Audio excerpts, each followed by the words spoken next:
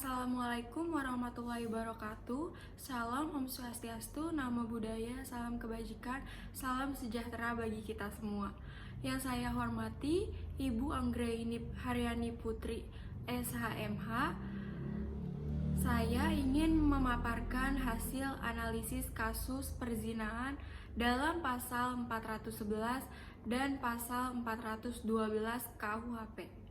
Perkenalkan, saya Salsabila Safitri dari kelas 3A2 NPM 2021 10 11 5135. Pasal-pasal tersebut terdapat 17 pasal yang akan menindas. Telah bersepakat untuk menyelesaikan pembahasan dan menyetujui agar tentang KUHP dapat dibawa dalam rapat paripurna ini untuk mendapatkan persetujuan. Selasa 6 Desember 2022 menjadi hari yang bersejarah bagi Indonesia.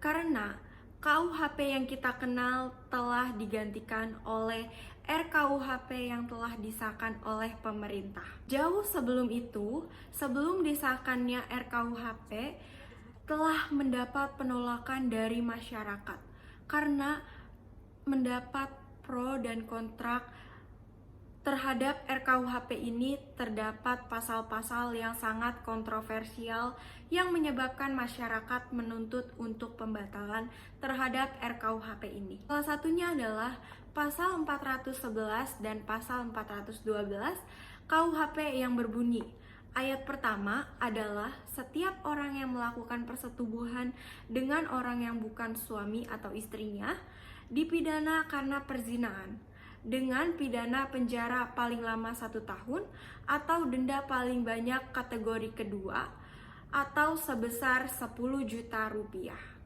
Yang kedua adalah terhadap tindak pidana sebagaimana dimaksud pada ayat 1 tidak dilakukan penuntutan kecuali atas pengaduan, yaitu yang pertama suami atau istri bagi orang yang terikat perkawinan. Yang kedua, orang tua atau anak bagi orang yang tidak terikat perkawinan. Dan ayat yang ketiga, terhadap pengaduan sebagaimana dimaksud pada ayat 2 tidak berlaku ketentuan sebagaimana dimaksud dalam pasal 25, pasal 26 dan pasal 30. Dan ayat yang keempat, pengaduan dapat ditarik kembali selama pemeriksaan di sidang pengadilan belum dimulai. Pasal tersebut termasuk dalam RKUHP yang telah disahkan menjadi UU oleh DPR RI dalam rapat paripurna ke-11 pada 6 Desember 2022 lalu. Dalam dua pasal tersebut terdapat pro dan kontra. Dalam pasal ini termasuk dunia internasional yang menganggap aturan tersebut berpotensi melanggar hak berekspresi dan hak asasi manusia. Karena dari satu sisi hal ini berdampak buruk terhadap sektor pariwisata di Indonesia. Salah satu pasal yang banyak disoroti yakni tentang perzinahan yang mengatur seks di luar pernikahan. Pasal ini bahkan menjadi sorotan dunia internasional, tak terkecuali dari pemerintah Amerika Serikat. Juru bicara Departemen Luar Negeri US Ned Price bahkan menyebut negeri Paman Sam khawatir kondisi tersebut akan berdampak negatif bagi iklim investasi warga US di Indonesia.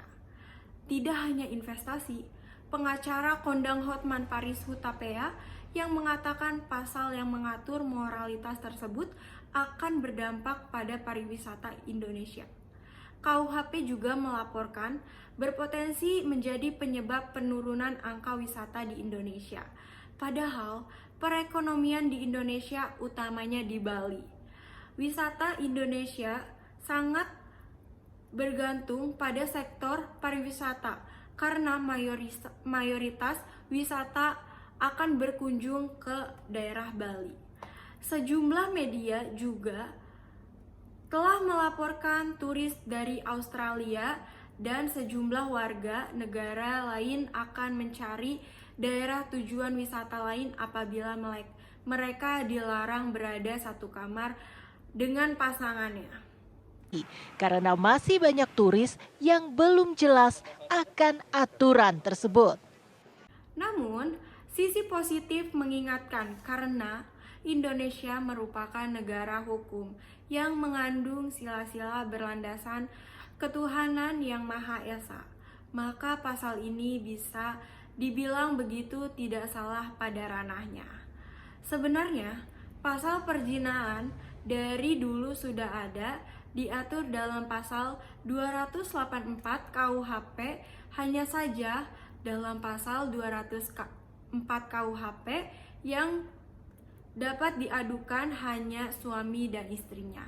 Dan dalam KUHP yang baru ditambahkan, selain suami atau istrinya yang dapat mengadukan, orang tua dan anak juga dapat mengadukannya.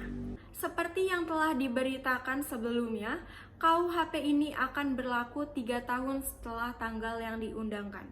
Menteri Hukum HAM Yasona Lauli sebelumnya mengatakan bahwa waktu 3 tahun tersebut akan dipakai untuk sosialisasi ke berbagai pemangku kepentingan.